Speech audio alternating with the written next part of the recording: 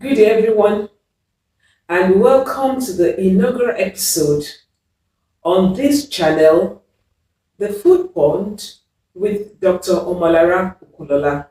Today, we'll be talking on the major niche of this channel, which is food. So, the question for each and every one of us is what exactly is food? So, today, we'll be learning what food is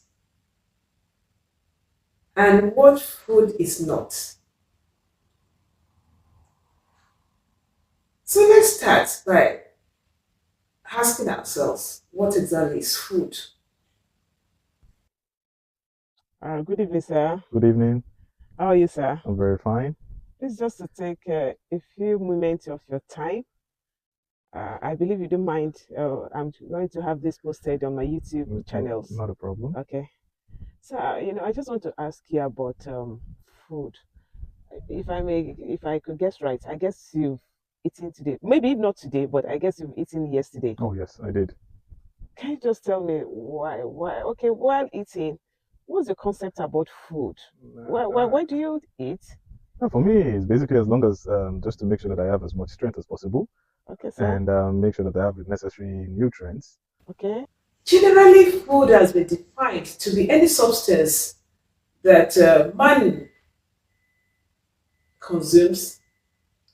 And what is the primary purpose of that substance to man? The primary purpose is one, for growth, for maintenance, and one other aspect that we do not really consider is to prevent diseases or sickness. So if we take it to be that from this general definition, or from some of us, so we eat just to live. So let's look at it. From the science point of view, food is expected to be anything that maybe we may process one way or the other for further processing. And processing this aspect does not really mean industrial, but even when you take your food, you eat your food. When it gets to there is a sort of, how will I say, God-made processing, through our digestive system. So we expect food to be sources of our food to be from plants and from animals. From plants, you want to talk about your fruits, your vegetables, your cereals, like that. And from animals, you want to talk about your egg, your fish, your chicken, let me say the word poultry. Another way that I want us to see food is food could be seen from nutrients point of view, which is the macronutrients and the micronutrients. The micronutrients more like your fats, your carbohydrates, your protein. And we generally know that major protein is from animal source. While for the carbohydrate source, the major is from plants, from cereals, from yams. I wouldn't want to go to that. We have yams and tubers and so on. Then for the micronutrients, we look at the minerals and the vitamins. These micronutrients are also gotten from the plant source and the animal source. However, one thing that is peculiar with the minerals and the vitamins are that we only need, as the name implies, micro, we only need them in little quantity. And most times, most of these, you cannot store them in our body. Another way we need to see food is to see the food that we eat from the point of religion. So your religion, my religion, for some people is an indicator of the type of food that we eat. No matter how good food has been prepared, for strict Muslims, they want to consider if the food is halal. And for some strict Christians, they want to consider if the food is kosher. So that's another aspect by which food is seen. And that dictates what we eat based on our religion. Another thing I want us to see what food is food is also cultural, is social. The food we eat is an indicator to identify us, to know the type of gathering where we go to. And also food in this context bring us together. What are we saying when food becomes social or when it becomes cultural is the fact that the food that are peculiar to Asian are quite different from what people in Africa will eat, irrespective that you may have some slight modification. So our culture also determines the food that we eat.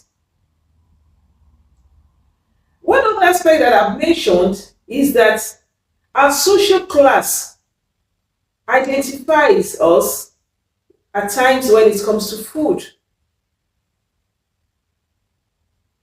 There are people that you go to a particular party, you already expect also a particular gathering, the type of food you are likely to meet there and to be served. So when we look at all this, whenever we eat, we pick our food to eat, do we consider all these factors?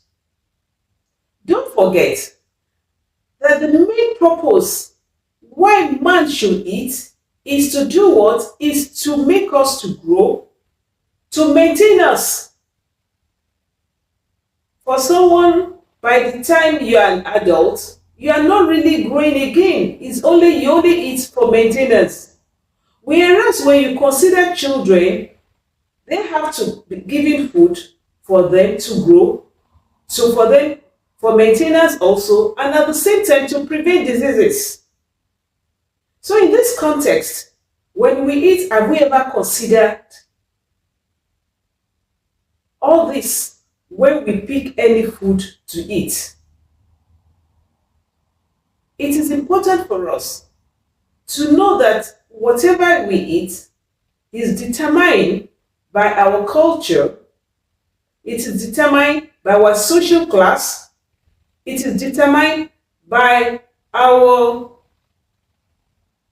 let me say availability of food that we now or give an expression of whether the food is plant-based, animal-based, is it giving us the macronutrients or are we getting the micronutrients? Before I close, there's another type of food that we eat that they are neither there because that they still give us some nutrients, what we call the phytonutrients.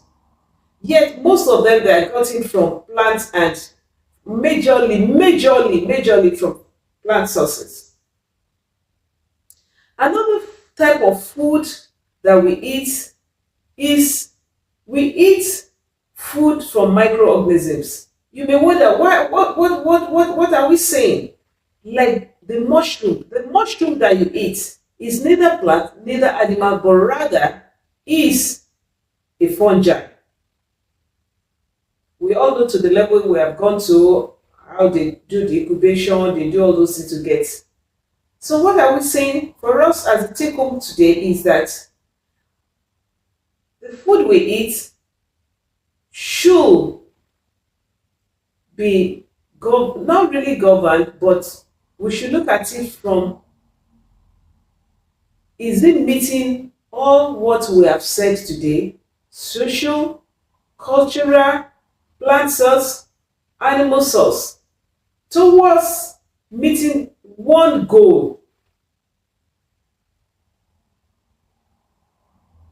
growth, maintenance, and the last one, prevention of sickness and diseases. Thank you for listening. Please do not forget to share, to like, and also to subscribe. If you have not switched on your notification, please do so that you do not miss any episode. Thank you, as I look forward to see you in the next episode.